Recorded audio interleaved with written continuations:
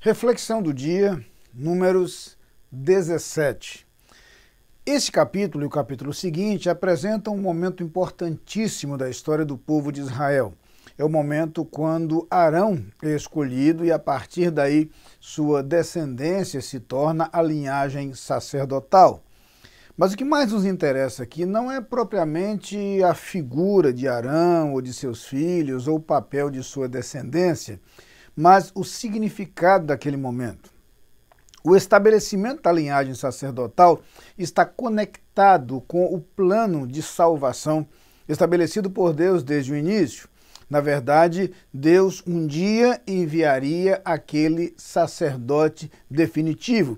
Basta ler com cuidado a carta aos Hebreus, que é possível entender claramente esse projeto e esse plano divinos. Quando Deus estabelece o sacerdócio em Arão e a sua descendência, Deus apresenta um modelo, um tipo, para usar a palavra da carta aos Hebreus, uma sombra daquilo que um dia viria. Ao colocar um sacerdote sobre o povo, Deus estabelece alguém que exerce o papel de mediador.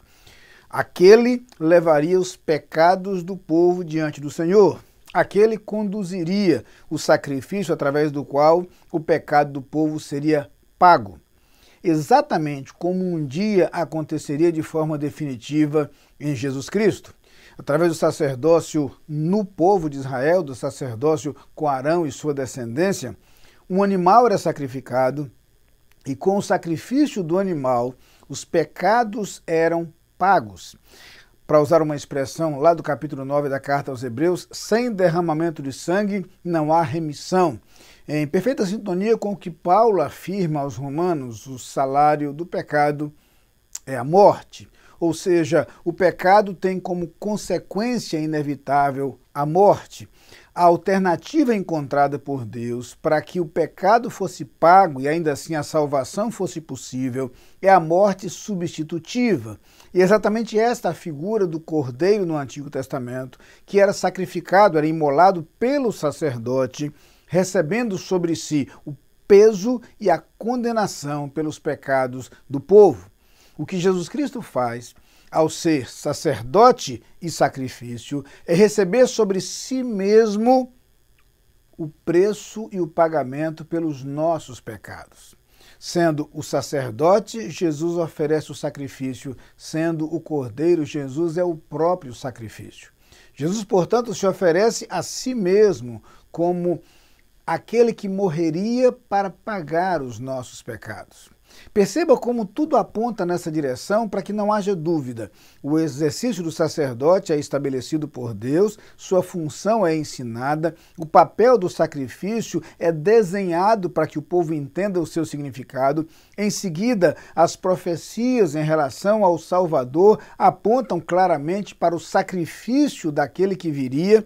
O Messias seria então o servo sofredor.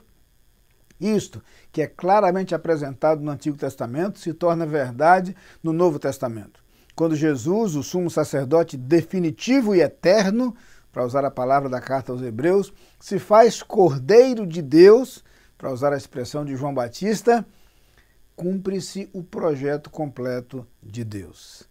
Jesus é o nosso mediador porque é o sacerdote definitivo. Jesus é o Cordeiro oferecido por nós, para que o nosso pecado fosse pago e para que alcançássemos o perdão de Deus. Portanto, ler a narrativa do Antigo Testamento, do estabelecimento do ofício sacerdotal, não é apenas conhecer um evento histórico, é sobretudo entender com clareza como, naquele momento, Deus já tinha como projeto claro e claramente apresentado a salvação da humanidade, a minha salvação, a sua salvação, possível através de Cristo Jesus. Amém.